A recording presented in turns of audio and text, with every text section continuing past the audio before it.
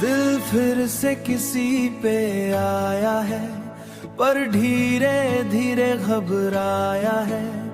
एक बार जो टूट चुका, एक बार जो टूट चुका,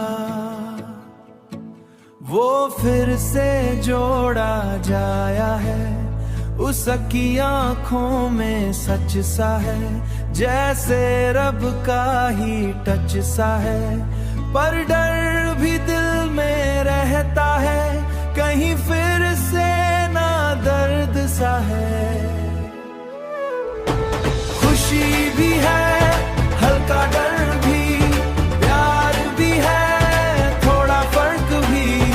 ओल्ड लव की एक परछाई, न्यू लव की रोशनी।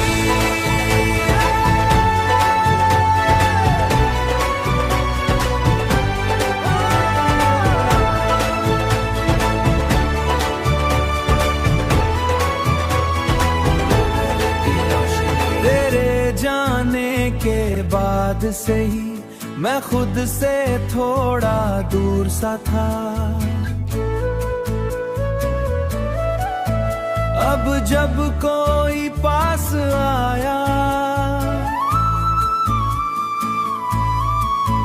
दिल फिर से मशहूर सा था। मैं सीख गया हूँ अब जीना, ना हर बात पे आंसू पीना। जो मिल गया उस थाम लूं, जो चला गया उस रहने देना। दिल फिर से धड़क रहा है, किस्मत से लड़क रहा है।